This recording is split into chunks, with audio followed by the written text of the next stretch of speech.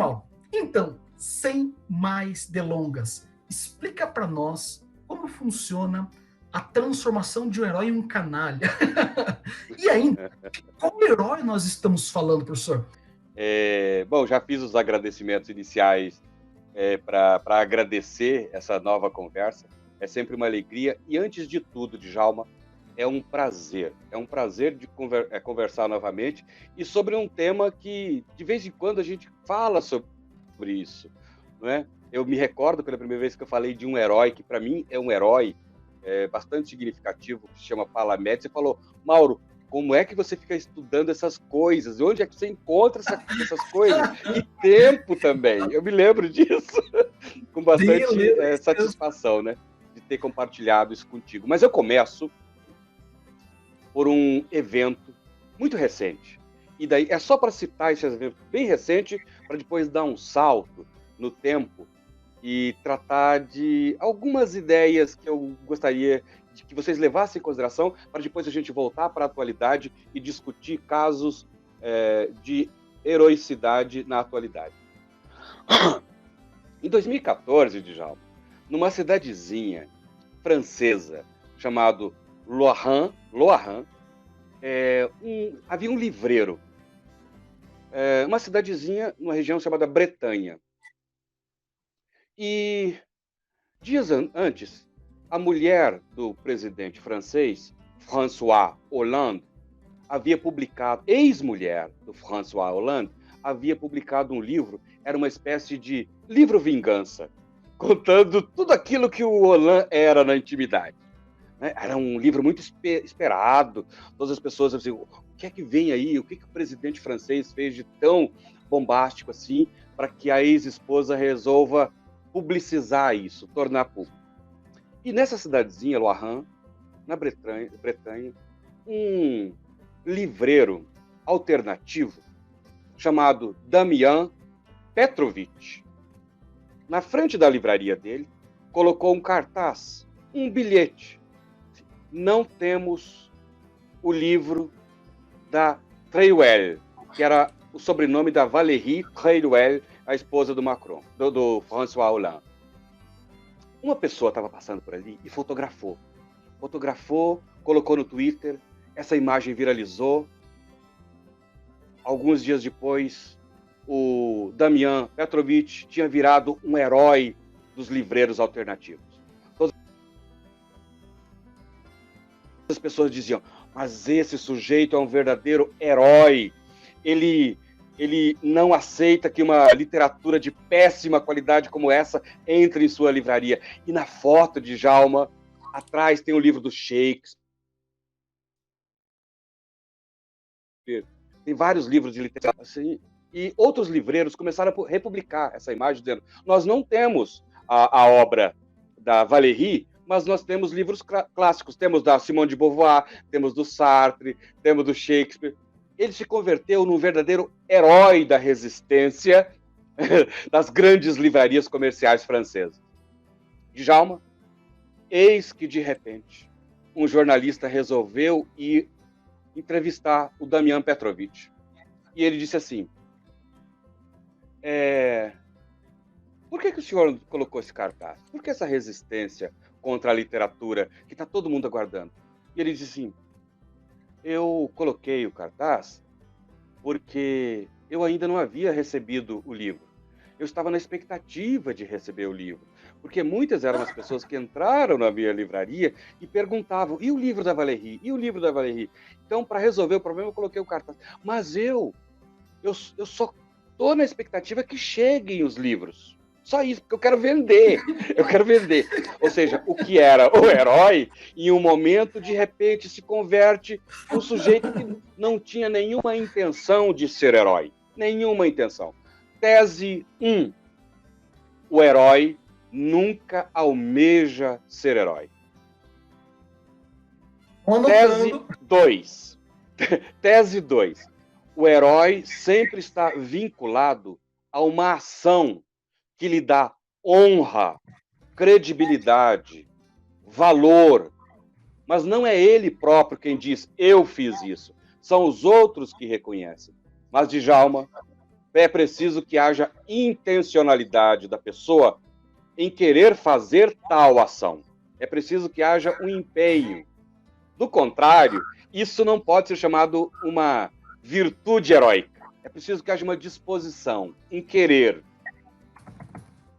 Aí dou um salto para o passado. A grande narração sobre os heróis nós encontramos numa obra que me parece ser a obra mais importante de todo o Ocidente. Eu vou usar a palavra narração em substituição à palavra narrativa, porque a palavra narrativa me parece bastante empoeirada na atualidade, de tal modo que se nós usarmos a palavra narrativa, dá a impressão de que ela tem um alto conteúdo político. Então eu vou usar a narração como sendo uma arte de contar histórias, uma arte de narrar os eventos que no passado ocorreram. E essa figura chamava-se Homero. Homero consegue descrever como é que se formam, como é que se forjam os heróis. Não há como dizermos historicamente que existiu um indivíduo chamado Homero, mas o nome Homero representa uma mentalidade da época que recolhia e se interessava muito em como havia sido formado a estirpe dos seus antepassados. E para eles era importante que essa estirpe fosse nobre, de caráter, moralmente importante, relevante, que fosse dotado de habilidades que levavam a ação humana ao seu limite, daí a palavra herói significa isso, alguém que porta em si mesmo uma capacidade extraordinária para ultrapassar as expectativas que se tem sobre si. E o Homero consegue descrever isso, narrar isso, em duas obras, a Ilíada e a Odisseia. Homero representa uma mentalidade de culto do herói, de culto da heroicidade.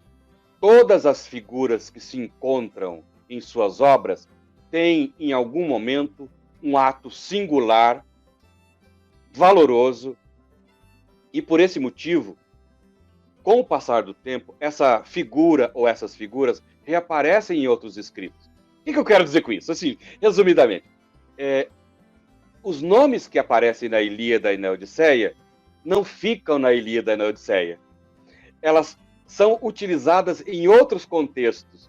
A história que o Homero conta, depois os trágicos gregos, os tragediógrafos gregos, recontam a história. Dizem de um outro modo. Então, toda vez que falarmos a palavra herói na antiguidade, significa uma capacidade de fomentar outras interpretações, outras narrações, outros modos de se dizer o que a pessoa era de fato. E o grande herói que o Homero situa em seus textos é Odisseus. Para efeito didático, eu vou usar o nome latino mais conhecido entre nós, que é Ulisses. Essa figura, esse herói contraditório, como todo herói, Djalma. Todo herói é contraditório. Não há uma unidade do início ao fim, de tal forma que a gente diga, ele foi herói no início e foi herói ao fim. O Homero consegue dar uma unidade para esse herói sem evidenciar as contradições. Nós, agora, olhando para o texto de Homero, olhando para a narração de Homero, nós dizemos, peraí, mas Ulisses não foi tão herói assim, porque ele voltou para casa, para Ítaca, mas ele parou numa ilha e teve um filho lá, com a deusa Circe. Ele não tinha só um filho chamado Telêmaco, quer dizer, ele não era tão amoroso com a esposa assim. Então a gente encontra elementos nessa figura, nessa personagem, que é Ulisses, que torna evidente que todo herói, do início ao fim, em algum momento, ele tropeça em alguma coisa, ele comete uma ação nada virtuosa. Tá? Mas o que é importante assinalar, para começar, é que, para a antiguidade, o herói é herói do começo ao fim. Do início ao fim de sua trajetória, ele encarna um valor de honra de força, de coragem, de nobreza, e essa é a figura do herói. O tempo passa, Djalma, e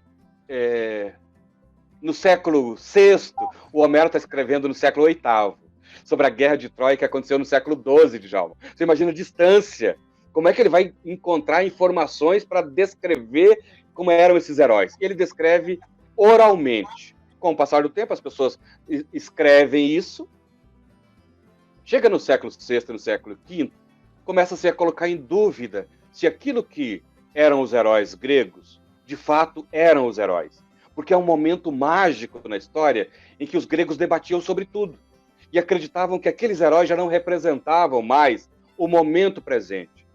Então, isso que nós hoje nos perguntamos, mas precisamos de heróis? Precisamos de figuras que encarnem a moralidade, a ética? Os gregos achavam que era necessário. Um herói só é herói se for dotado de moralidade. Quase terminando, tá? Tá quase terminando. Chega ao século XVII. Antes de falar do século XVII, chega ao século XIV, Djalma. Um escritor chamado Dante Alighieri, eu já conversei com você sobre isso, escreve a grande obra chamada Divina Comédia. E no livro 26, no canto 26, ele pega o famoso herói dos gregos e coloca no círculo do inferno. O herói não era tão herói assim. Era um sujeito que queria conhecer demais, curioso ao extremo, representava para a antiguidade um modelo de virtude, mas ele não tinha, segundo Dante, ele não tinha um caráter ético. Ele seguia o vento da física de Aristóteles. Mas você está preocupado com o conhecimento. Mas o conhecimento, para o Dante, sem a ética, torna o sujeito habilitado para ser colocado no inferno. E coloca o Ulisses no inferno. Com o passar do tempo, há uma chegada no século XVIII em que a moralidade se converte em moral. Então, o Kant, você sabe disso, é o grande formulador dessa tese de que sempre que nós hajamos ou vamos agir, devemos levar em consideração o dever. A partir de então, o Kant não disse isso, mas a partir daí, o herói passa a ser representado como alguém que faz o que deve ser feito. Quando ele cumpre a chamada lei moral do Kant, quando ele coloca em prática o seu dever, ele se converte no herói. Dou um salto para o século XXI, tá, Djalma? Quando nós usamos hoje a palavra herói ou heróis para médicos, enfermeiros, bombeiros, é essa mentalidade que vem de Kant que está sendo colocada em prática. O herói é aquele que faz aquilo que deve ser feito. Então, o médico que é um bom médico, o enfermeiro ou a enfermeira que é um excelente profissional e cumpre com a sua obrigação, com o seu dever, o bombeiro que mesmo em meio à dificuldade, ao risco de vida iminente, ele se doa, esse é alguém que cumpre com o seu dever. Só que no século XXI nós também temos o chamado super-herói. Não é mais simplesmente o herói do dia a dia, do cotidiano, de fazer aquilo que deve ser feito, mas é alguém que se inspira numa habilidade mágica e por uma ação só, se converte instantaneamente em herói. Vocês se recordam, dias anteriores, o menininho que salvou a irmã do ataque de um cão e que foi chamado pelas personagens dos super-heróis da Marvel como sendo a encarnação de um herói por causa de uma ação só. Lembre-se, para Homero, o herói é o herói de uma vida inteira. Para Dante, o herói não é herói se não há ética na sua ação. Para Kant, o herói só é herói se cumpre com o seu dever. Agora, nós misturamos o que é o dever com os aspectos mágicos do dia a dia.